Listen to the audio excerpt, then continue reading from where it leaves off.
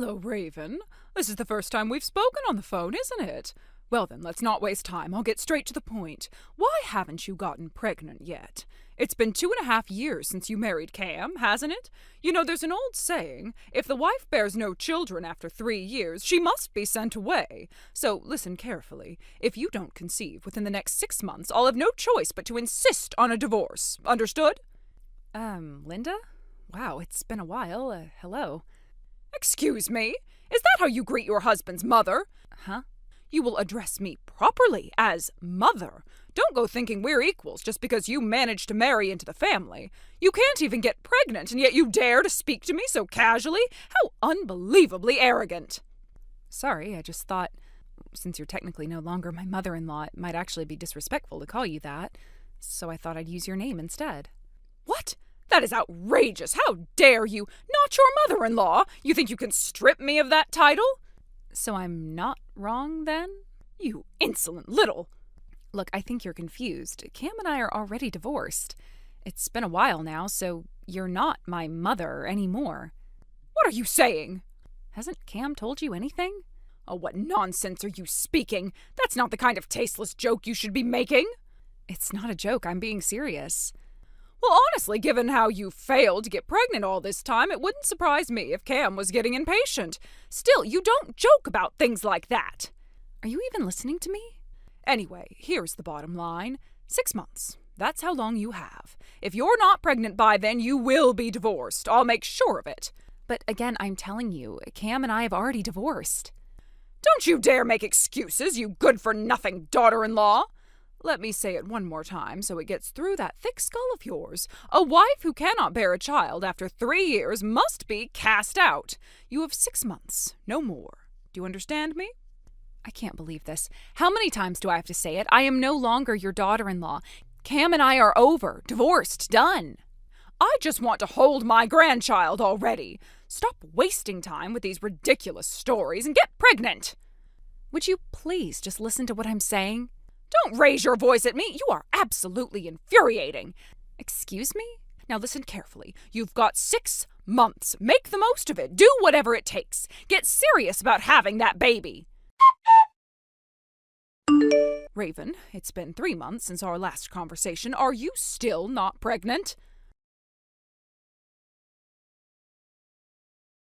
Unbelievable. If I don't reach out, I never hear a word from you. What kind of behavior is that?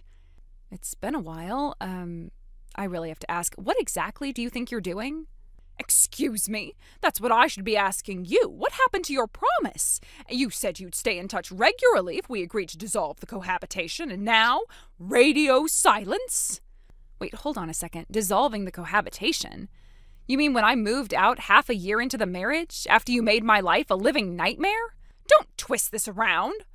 No, let's get the facts straight. Cam and I are divorced, so obviously living together wasn't going to continue. And to be honest, staying in regular contact with the family of an ex-husband, that's not just awkward, it's completely irrational. Oh, you're still on about that. Still? I'm talking about reality. The fact that you keep pretending this marriage still exists is what's baffling. Cam and I are done, legally, emotionally, completely. So that's it? You're just going to throw away your obligations? What kind of woman breaks a promise to her mother-in-law and thinks that's okay? You were raised without a shred of honor, clearly. Again, for the 100th time, I am no longer your daughter-in-law. I don't owe you anything. I told you before I won't entertain that nonsense. I'm giving you a chance to avoid divorce, and yet you're just tossing it away with your selfish attitude. Enough. I have seriously had it. Do you even hear yourself? You'd better listen carefully, Raven. A wife who bears no child after 3 years must be sent away. That deadline is just 3 months away. If you want to stay married to Cam, you'd better get pregnant before then. Okay, you know what? I think I'm officially done being polite. What was that? How many times do I have to tell you? We're already divorced. We've both moved on. I'm not some reluctant bride waiting for your approval. I've started a new chapter in my life, and it doesn't involve any of you. If you're so desperate for a grandchild, maybe you should shove your precious brain-dead son into a new marriage and pray someone else will put up with this madness, because I sure as hell won't. What are you saying? Exactly what I mean. You're obsessed, delusional, and I am done indulging it. Goodbye. Raven, today marks exactly 3 years since you married into this family, and what do we have to show for it? You still haven't gotten pregnant, and after promising to stay in contact 3 whole months of silence, not one message. Oh, great, it's you again. Still clinging to that title of mother-in-law, huh? You're really just a meddling old hag with a hearing problem and a superiority complex. How dare you speak to me that way? You are unbelievably rude. Frankly, you should consider it an act of charity that I'm even using polite words with you. Unbelievable. You are an absolute disgrace. A defective wife who couldn't even produce a grandchild. If you can't get pregnant, then divorce my son and be gone. Fine, I wasn't going to say anything, but here it is. I've been married for 2 years now to someone else, and we have a child together. What? You married? That's right, 2 years ago. And we have a baby, 6 months old now. A baby? What are you saying? You heard me. I have a 6-month-old daughter. Naturally, she is no relation to you. What is this nonsense? Cam never told me anything about a divorce, let alone this. I saw you at that family gathering 7 months ago. Did you now? You're aware I have a twin sister, right? Oh, yes, she was at the wedding, wasn't she? Right. Well, I moved away the same day the divorce was finalized. Haven't returned once since. So whatever Raven you met at that gathering wasn't me. Then who? It was my twin sister Amy. Turns out right after Cam and I finalized the divorce, he filed a marriage registration with Amy the next day. I only found out recently when I got suspicious from your endless delusional messages and decided to look into it. No, that can't be. Oh, that can't be true. Oh, but it is. You see, Cam and I kept the divorce relatively quiet. We told our families ourselves. It was amicable, or so I thought. Just incompatibility and lifestyle differences. But behind that facade, he was having an affair with my own sister. This is insane. Trust me, when I found out, I nearly fell out of my chair. I had no idea. None. Not until your obsessive messages prompted me to do some digging. Then that means the woman Cam is married to now is Amy, my sister, your supposed daughter-in-law. She's the one who's been impersonating me at family events. I don't understand. No one told me. Clearly, Cam probably didn't want you to know the truth. After all, remember how you reacted when Sally, your daughter, was cheated on? Cam lost his mind, threw things, broke half the furniture. You think he really wanted to see you react the same way to him? Oh my God. He used the fact that Amy and I are twins to pull off a switch, and Amy, she played along, pretending to be me when meeting your side of the family.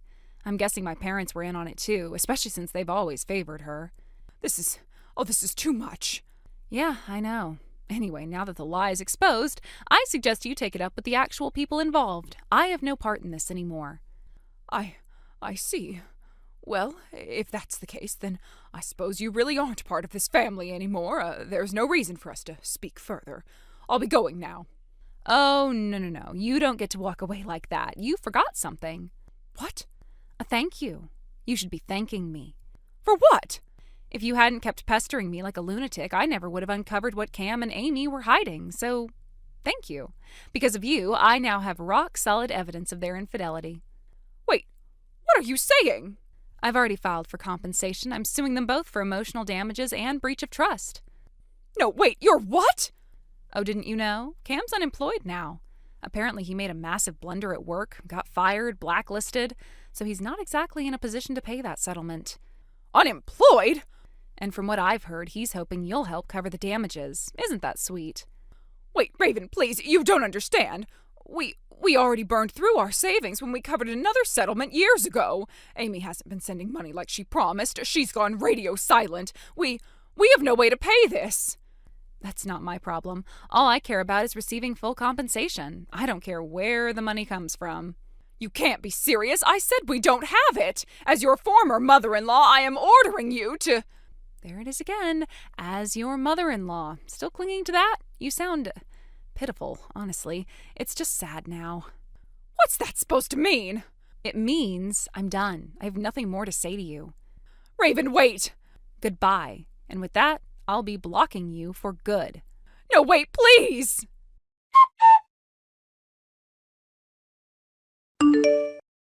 I found out what happened afterward through a friend who still lives near my ex-in-law's place. She's been keeping an eye on things from a distance ever since everything fell apart, and let's just say what she told me was more dramatic than I could have imagined.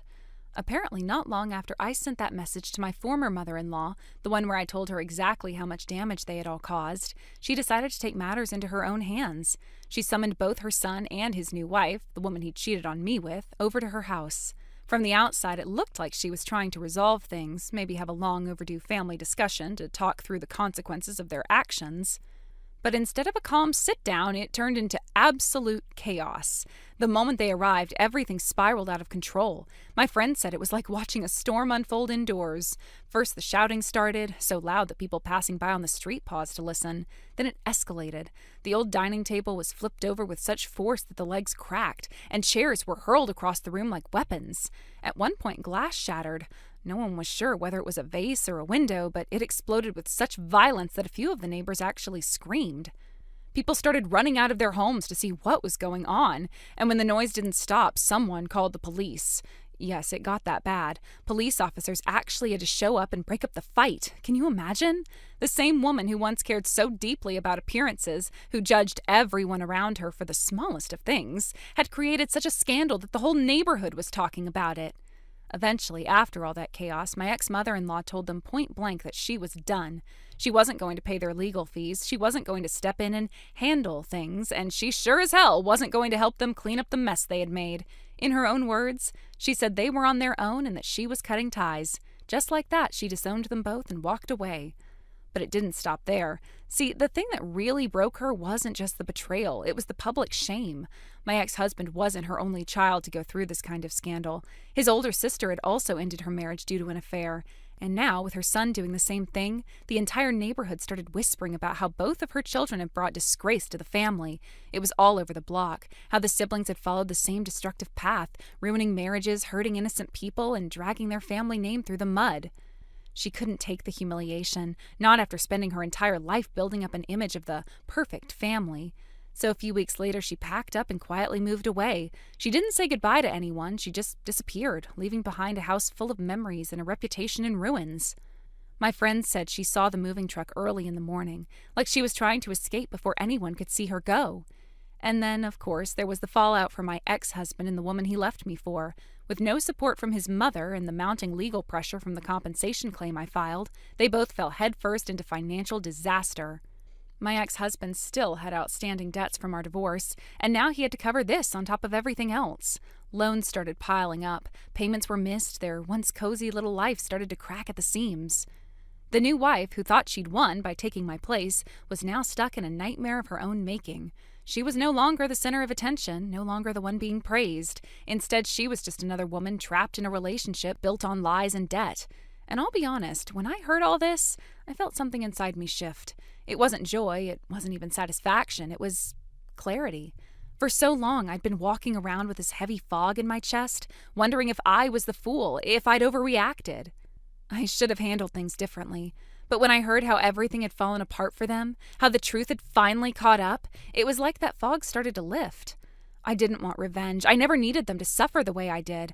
But knowing that consequences finally caught up with them, that they had to face the reality of what they'd done, gave me peace.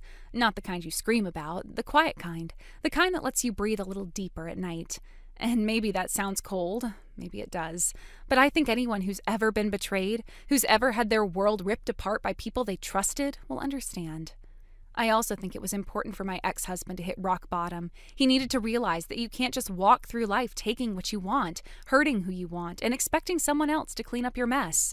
And she, the woman who helped him destroy everything, I hope she finally understands that taking something that doesn't belong to you doesn't guarantee happiness. Sometimes it curses you instead.